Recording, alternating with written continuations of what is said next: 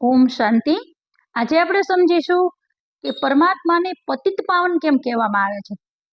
ઘણી વખત ઘણા લોકો કે પતિત પાવન સીતારામ। હવે સીતારામ કઈ રીતે પતિતોને પાવન બનાવી શકે? એ તો શરીરધારી છે।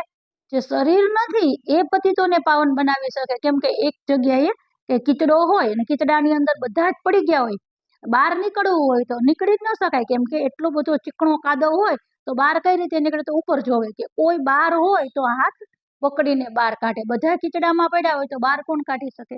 જે શરીરધારી છે એ બધા પાઠધારી છે। પાઠધારી બધા આ ધરતી ઉપર પાઠ બજાવવા માટે આવ્યા છે। બધા જ પતિત બની ગયા છે। તો એક આત્મા એવી જોઈએ જે પ્યોર હોય, જે પાવન હોય, એ બધાને પાવન બનાવી શકે। એ પરમાત્મા પિતાની આત્મા છે જે જન્મ મરણના ચક્રમાં નથી આવતા। તો પરમાત્મા જ્યારે આ ધરતી ઉપર અતિ પાપાચાર ભ્રષ્ટાચાર વધી જાય છે ને, અને કલયુગનો અંત હોય છે, ત્યારે પરમાત્મા પિતા શિવ નિરાકાર આ ધરતી ઉપર આવે છે। આવી અને પતિત આત્માને પાવન બનાવે છે। તો પતિત આત્મા કઈ રીતે પાવન બની શકે? યોગ દ્વારા।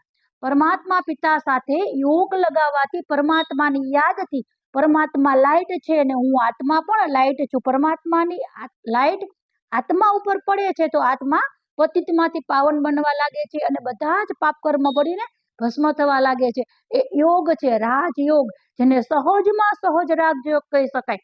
ભારતનો પ્રાચીન રાજયોગ છે સહજ રાજયોગ, અને એ જ રાજયોગ મુશ્કેલમાં મુશ્કેલ પણ ગણી શકાય। કેમ કે જે આત્મા પ્યોર છે, જે આત્મા પવિત્ર છે, પવિત્રતાની ધારણા કરે, એ જ આત્મા પરમાત્માને યાદ કરી શકે। કેમ કે જ્યાં પાપ છે ત્યાં બાપ નથી, અને જ્યાં બાપ છે ત્યાં પાપ નથી। જે પાપી આત્મા ગમે એટલી કોશિશ કરે યોગ કરવાની, પણ એને યોગ ન લાગી શકે। કેમ કે પરમાત્મા પાવન છે ને, તો પાવનની યાદ કરવી હોય અને પાવનને આપણી પાસે બોલાવવા હોય કે આપણે એની દુનિયામાં પરમધામમાં જવું હોય આત્માને પાવન બનાવવા માટે, તો આપણે પણ થોડું પવિત્ર બનવું પડે છે।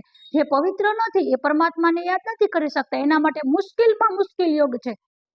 આમ તો જોઈએ તો સહજ રાજયોગ છે, પણ મુશ્કેલ કેમ છે? કેમ કે પતિત આત્માઓ છે એ પેલા બ્રહ્મચર્ય વ્રતનું પાલન કરે છે, જે પવિત્રતાની ધારણા કરે છે, એ જ આત્મા યોગ લગાવી શકે। બાકી પરમાત્મા સાથે ડાયરેક્ટ યોગ બીજી કોઈ આત્મા, વિકારી આત્મા ન લગાવી શકે। ઓમ શાંતિ।